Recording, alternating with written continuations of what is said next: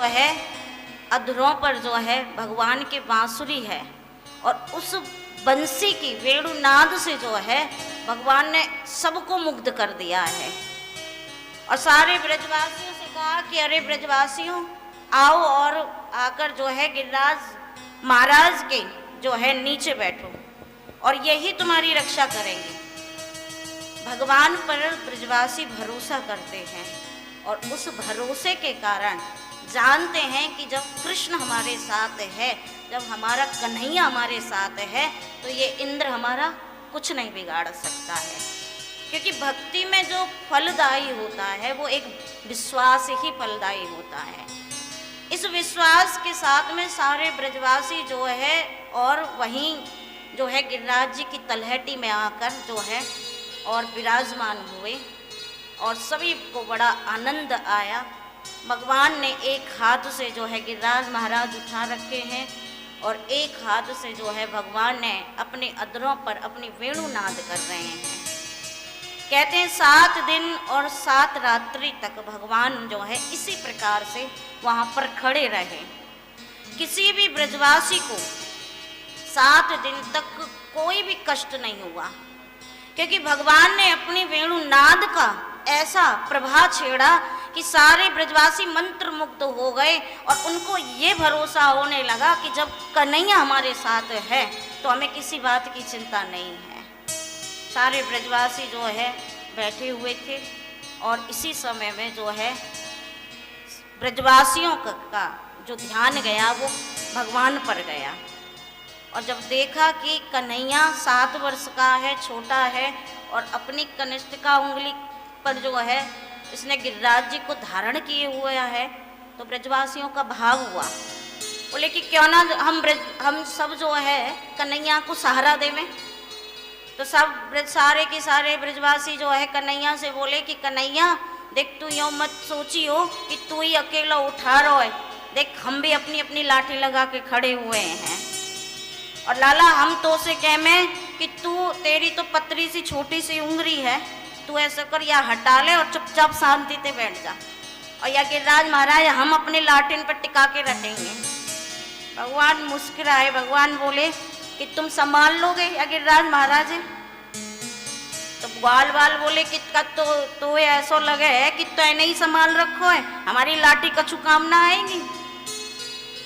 ब्रजवासी बोले कि कन्हैया हम बिल्कुल संभाल लेंगे तेरे गिरिराज महाराज को, बस तू एक काम कर, तू आराम से शांति से बैठ। जैसे ही भगवान ने धीरे से अपनी उंगली को नीचे किया और गिरिराज महाराज नीचे आने लगे तो सारे ब्रजवासी चिल्लाए, अरे लाला पकड़, अगर लाला पकड़, तेरो गिरिराज महाराज जो है नीचे आ रहे हैं। भगवान ने फिर जो है दोबारा से जो है अपनी कनिष्ठिका उंगली के नख पर गिरिराज जी को धारण किया। अब देखिए ब्रजवासियों का सुंदर भाव है। ब्रजवासी जब भगवान लीला करते हैं तो ब्रजवासी जो है कभी भी जो है भगवान को भगवान समझते ही नहीं है। कभी कृष्ण में उन्होंने भगवान का दर्शन ही नहीं किया। वो तो केवल अपना सखा समझते हैं, मित्र समझते हैं। वो ये सोचते हैं जैसे हम हैं वैसे ही हमारा कन्हैया है। तो आज ब्रजवासियों को बड़ा आश्चर्य हुआ कि हम जैसे हैं वैसे ही कन्हैया है, लेकिन हमें ये बात का बड़ा आश्चर्य हो रहा है कि जो गिरिराज महाराज कन्हैया की एक छोटी सी उंगली पर टिके हुए हैं और हमारी मोटी मोटी लाठी पे भी ना टिके। या को कारण का है? एक बोलो कान में, अगर या को कारण पूछना है ना तो दे ये कृष्ण कन्हैया ही बताएगा या को कारण, यही ने पूजा करवाई है गिरिराज जी की। तो ब्रजवासियों ने धीरे से पूछा कि लाला एक बात बता कि तेरे या ये तेरो जो ये गिरिराज महाराज है, हमारी एक तो इतनी मोटी मोटी लाठी लगी तो यहाँ पे ना टिको और तेरी पतरी सी उंगली पे कैसे टिक गए हो, या को कारण बता। तो भगवान सोचे कि अगर मैं इन ब्रजवासियों से ये कहूँ कि क्या कहते हैं कि मैं भगवान हूँ और मैं कुछ भी कर सकता हूँ अपनी शक्ति के द्वारा, तो ये विश्वास करने वाले नहीं हैं। तो इसलिए जो है भगवान ने कहा कि देखो ब्रजवासियों, कछु माखन को बल भड़ो, कछु गोपन करी सहाय, श्री राधे जू की कृपा ते मैंने गिरवर लियो उठा। भगवान कहते हैं कि देखो सखा बात ऐसी है, कछु माखन को बल बड़ो कछु गोपन करी सा है, श्री राधे जू की कृपा ते मैंने गिरवर लियो उठाए। इसका अर्थ बताया भगवान ने। देखो ब्रजवासियों, जो हम लोगों ने माखन चुरा चुरा कर खाया, तो उस माखन को चुरा चुरा कर खाने से जो है एक हम में बल आ गया। और जिस समय मैं गिरिराज महाराज उठा रहा था ब्रजवासियों, तो उस समय मैंने दृष्टि तुम पर डाली, तो ऐसा हुआ कि मेरी जो है अल्लादनी शक्ति ने ऐसी कृपा कर दी कि जैसे ही मैंने तुम पर दृष्टि डाली तो तुम्हारी शक्ति मेरे अंदर आ गई, तो बातें भी बल बढ़ गयो। सखा बोले अब तक तो तू कपड़ा चुरावे हो, माखन चुरावे हो, तू बल की भी चोरी करने लग गो। लाला ये अच्छी बात ना है। जब ये हम कहें कि हमारी शक्ति गई तो गई कहाँ, तो तूने अब हमारे बल की भी चोरी करी है। भगवान ने कहा तीसरी बात यह है कि राधे जू की कृपा से मैंने गिरवर लियो उठाए, और मैंने अपनी श्री अल्लादनी शक्ति राधा रानी की कृपा से जो है ये जो है गिरिराज महाराज उठाया है। क्योंकि भगवान की जो अल्लादनी शक्ति है वो कौन है, वो जो है राधा रानी है। और राधा रानी भगवान की अल्लादनी शक्ति है, और भगवान जो भी लीला करते हैं बिना शक्ति के नहीं कर सकते, क्योंकि शक्तिमान भगवान श्री कृष्ण जो है शक्तिमान है। और शक्तिमान कोई भी अगर लीला करेगा सृष्टि में तो उसको शक्ति की आवश्यकता होती है। जैसे गृहस्थ की गाड़ी जो है पति पत्नी दोनों होंगे तभी चल सकती है। अगर पत्नी नहीं होगी तो भी गृहस्थ नहीं माना जाएगा, और पति नहीं होगा तो भी गृहस्थ नहीं माना जाएगा। इसलिए गृहस्थ को ठीक प्रकार से चलाने के लिए जो है पति पत्नी दोनों की आवश्यकता है। बोलिए वृंदावन बिहारी लाल की। तो श्री सुखदेव भगवान कहते हैं कि राजन,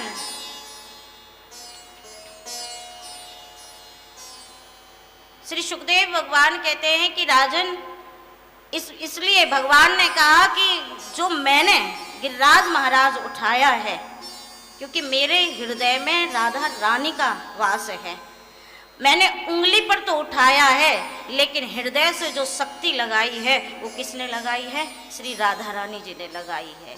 इसलिए भगवान ने कहा, ब्रजवासियों को बड़ा आनंद हुआ, और ब्रजवासियों ने जो है आज कन्हैया से कहा कि कन्हैया तेरा गिरिराज महाराज जो है बहुत दयालु है।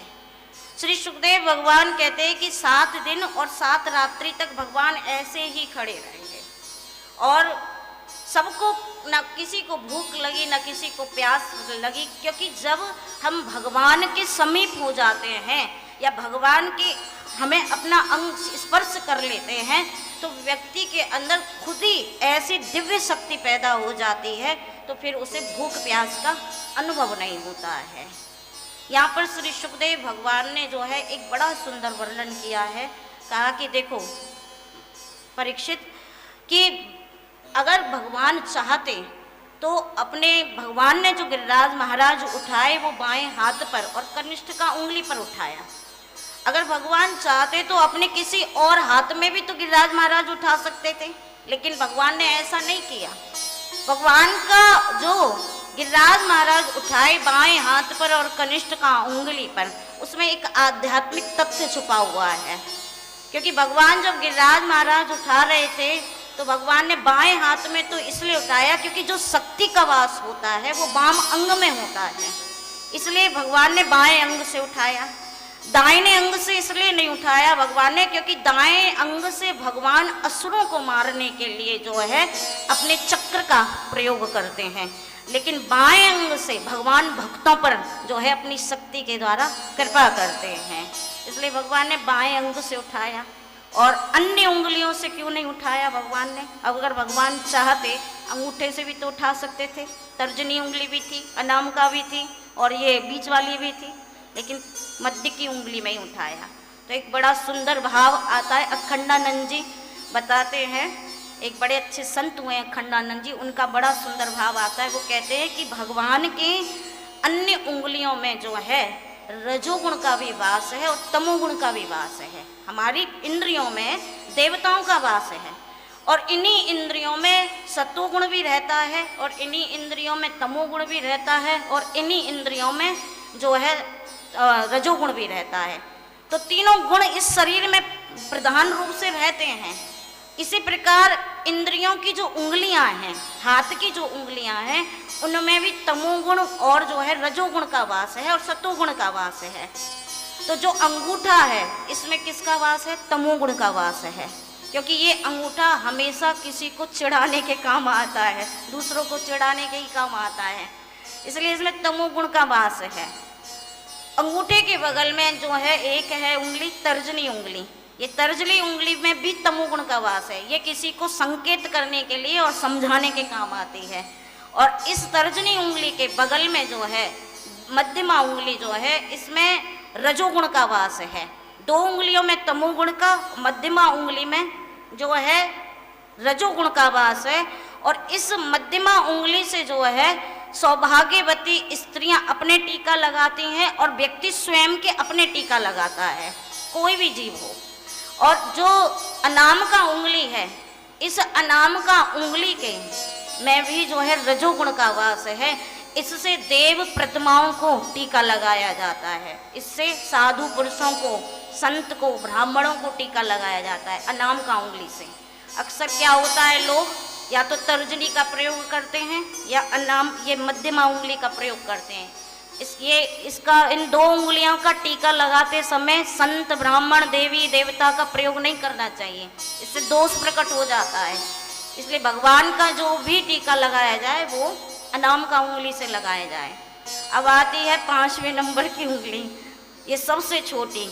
भगवान ने देखा कि रजोगुण का भी वास है, तमोगुण का भी वास है, लेकिन इस छोटी सी उंगली में जो है ना रजोगुण का वास है ना तमोगुण का वास है, इसमें सतोगुण का वास है, क्योंकि ये किसी काम नहीं आती है। लिखते हैं तो भी ये अलग हो जाती है, खाते हैं तो भी अलग हो जाती है, इसलिए इसमें किसी का भी वास नहीं है, इसलिए ये सत्वगुण है। और गिरिराज महाराज जो हैं, अब देखिए यहाँ तीन चीजें मिली हुई हैं, संबंध बना हुआ है। उंगली में सत्वगुण का वास है, गिरिराज महाराज भी सत्वगुण का प्रतीक हैं और कन्हैया भी सत्वगुण का प्रतीक है। इसलिए भगवान ने इस उंगली से, इस उंगली की महत्वता को बताने के लिए जो है भगवान ने गिरिराज महाराज को उठाया है। बोलिए गिरिराज महाराज की।